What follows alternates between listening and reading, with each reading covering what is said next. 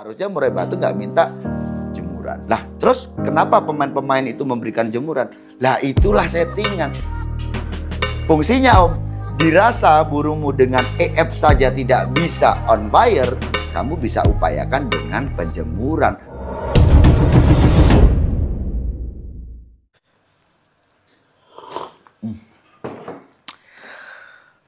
Assalamualaikum warahmatullahi wabarakatuh. Halo teman-teman, jumpa lagi di Umpama Hijau, channel ekosistem membahas murai batu dan informasi tentang dunia burung. Oke teman-teman, langsung aja ya, seperti biasanya saya akan menanggapi komentar yang ditulis di kolom komentar YouTube. Ini dari Gandhi Ardianto. Menurut Om Sanda, apakah murai batu lomba wajib dijemur? Tolong dibahas. Oke. Gandhi Ardianto, terima kasih ya atas komentarnya. Cukup singkat dan padat. Bagus ini. Ini agak tugas berat untuk saya ya, karena menerangkan. Yang ditanyakan hanya itu tadi, apakah wajib atau tidak. Kalau hanya ini yang ditanya, dan dengan singkat saya menjawab, saya katakan tidak. Oke ya. Cuman kan saya harus menjabarkan. Oke lah. Ini pengalaman saya ya. Jadi kalau kamu tanyakan apakah murai batu lomba semua itu wajib dijemur, saya jawab tidak. Malah nih teman-teman ya, kalau untuk burung gacor-gacoran rumahan itu sih sebaiknya memang dijemur. Loh kok bisa seperti itu Om Sanda? Burung lomba loh, masa nggak dijemur? Oke teman-teman ya. Jadi soal burung yang di lomba ini kan keinginan kita, burung itu kan ya bisa kerja dengan on fire, ya burungnya on fire, kerjanya maksimal, ya terus burung top perform gitu ya, bongkar materi, mainnya hiper, ya neken lawan, apa mutah beling batuk koral gitu ya, pengennya kan begitu. Tetapi bukan hanya itu loh teman-teman, ya saat burung kita kerja dengan maksimal. Istilah kerja cor-coran lah. Hiper mainnya was. Main durasi nggak ada henti, mainnya speed rapat. Maunya kan begitu. Tetapi ada yang ya harus kita pikirkan. Yaitu bagaimana burung yang kerjanya hiper seperti itu mainnya tetap rapi. Ya nggak? Bener nggak? Ya kan? Nah, ngomong-ngomong soal settingan, di saat kita memberikan settingan pakan dan settingan rawatan ke burung kita, nggak ketemu tuh. Kita udah kasih settingan pakan ini naik turun, udah kita sudah coba beberapa metode, begitu juga dengan rawatan, ya. Kita udah kasih jemur, mandi, ya mandi malam, mandi embun malam juga sudah dikasih. Tapi burung itu ya itu tadi, enak kerjanya, maksimal kerjanya. Bongkar, bukan ngempet, ya bongkar. Tapi burungnya kerjanya nggak rapi, banyak ngetipnya. Setiap mau ngerespon lawan ada ngetip. Ya, sat-set lah burungnya. Ya, kadang-kadang apes-apesnya sampai dia turun ke dasar sangkar. Kan itu yang nggak perlu menurut saya dilakukan burung kita kan. Ya, dan itu jelas satu kerugian. Oke, kelihatan burung kita serem. Tapi kalau sampai mainnya seperti itu, wah repot. Apalagi kalau tiket-tiket besar. Ya, mungkin ngetipnya yang normal 1-2 kali oke lah. Tapi kalau sudah ngetipnya udah nah, gimana? Apalagi terus dia ngerespon dari atas mau ke bawah. Karena terlalu sensitif burungnya. Hiper kan burung itu. Wah, sampai jatuh ke bawah. Walaupun mental lagi ke atas kan ini ya kalau sebentar, kalau lama. Dan kalau burung seperti ini kan juga pasti akan ya oke lah juri dengan pakemnya karena burung dihitung juga belum 5 detik gitu ya. Tetapi penonton tuh kayaknya wah masa burung jatuh di gitu loh ya. Juara dan sebagainya. Ini nanti jadi omongan. Oke lah.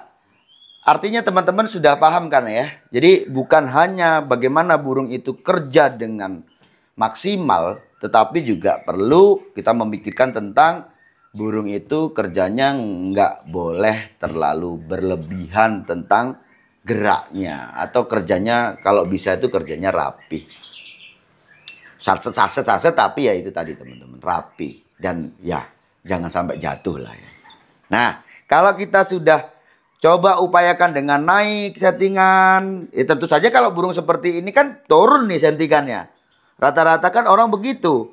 Burung kalau banyak gerak, burung kelihatan hipernya seperti itu, biasanya juga kalau burung satset begini teman-teman ya, itu saat dia membawakan materi itu memang dia variasi materinya dapat, tapi cenderung dia pendek-pendek kan. Ya.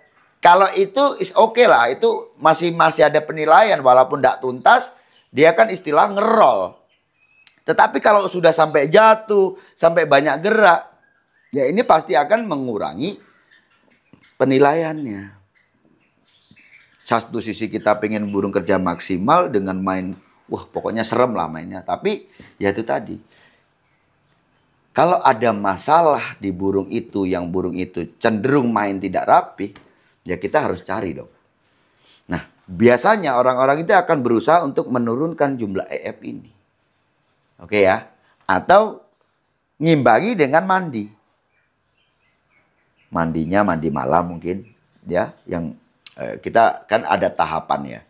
Anggap aja mandi sore untuk menstabilkan. Mandi malam untuk meredam. Untuk embun malam juga begitu. Kita udah berikan lah. Tapi intinya burung itu ya tetap aja seperti itu. Coba kita ganti untuk sangkarnya. Yang tadinya mungkin sangkarnya warna coklat terus diganti warna hitam. Sudah. Tadinya tangkringannya itu. Pokoknya intinya sudah dicoba beberapa jenis dan beberapa ukuran juga sudah. Tapi burung tetap aja seperti itu. Nah, terus gimana dong? Nah ini loh teman-teman. Ini jalan yang bisa diambil, yaitu burung tidak dijemur. Di beberapa pemain teman-teman yang mungkin teman-teman juga sering lah ya melihat burung-burung yang sering dilombakan ini tadi. Kan cukup banyak juga burung-burung yang tidak dijemur. Ya kan? Dan saya sendiri juga pernah mencontohkan kepada teman-teman.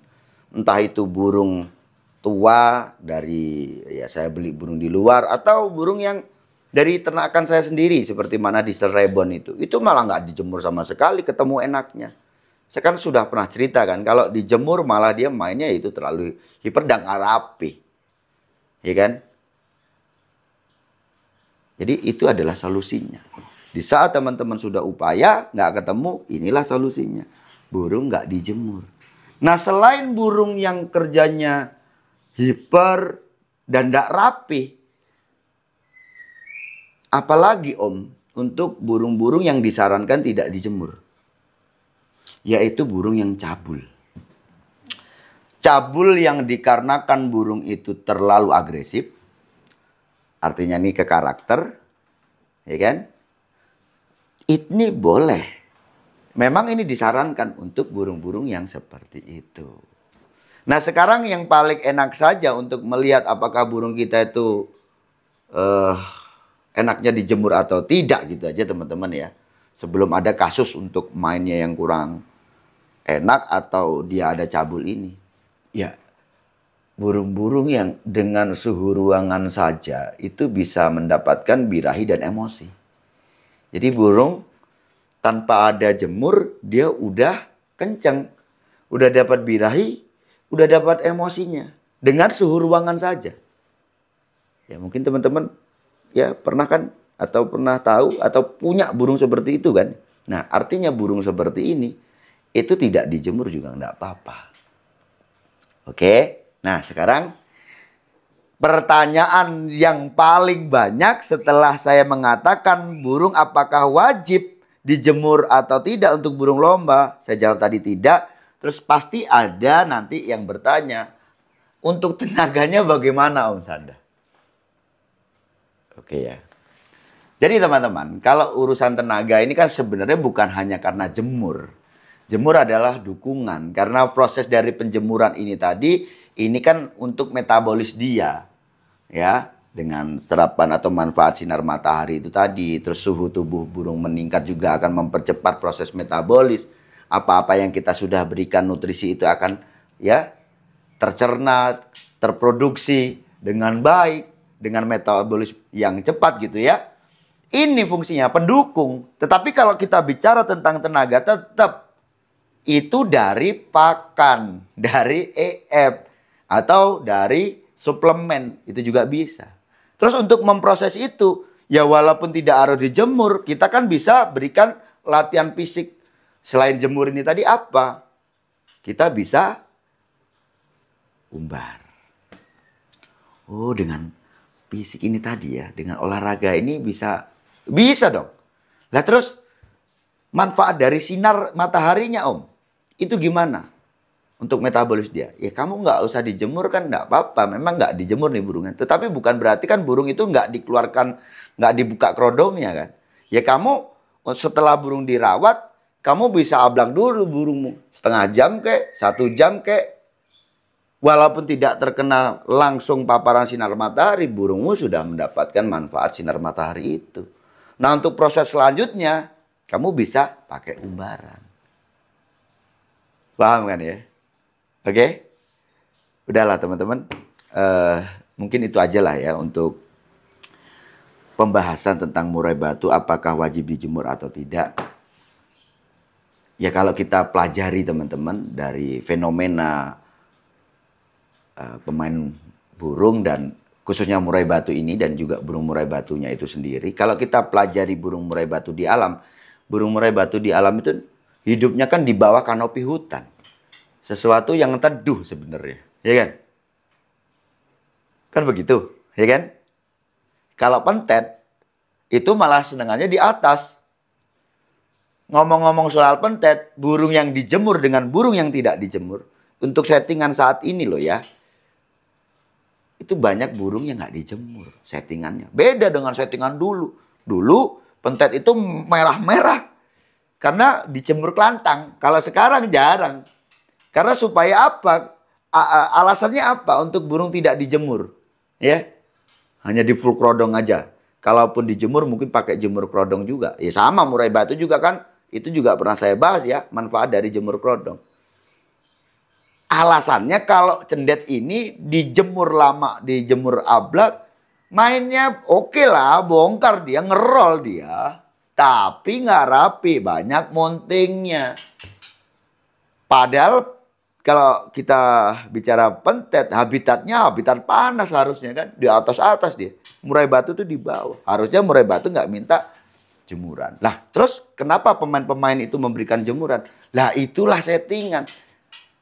Fungsinya Om, dirasa burungmu dengan EF saja tidak bisa on fire, kamu bisa upayakan dengan penjemuran. Maka penjemuran itu juga ada yang memberikan 15 menit, 30 menit, 1 jam, bahkan 2 jam.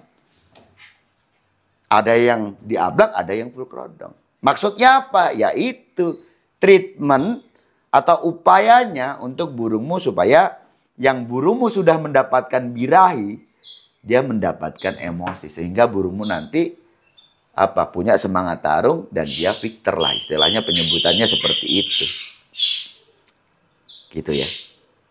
Oke? Mungkin gitu aja teman-teman. Saya rasa teman-teman juga paham. Ya, terima kasih Om Gandhi Ardianto. Sampai udah paham kan ya? Penjelasan untuk tentang murai batu, apakah untuk murai batu lomba itu wajib dijemur? Saya jawab tidak. Saya rasa cukup sekian. Sukses selalu.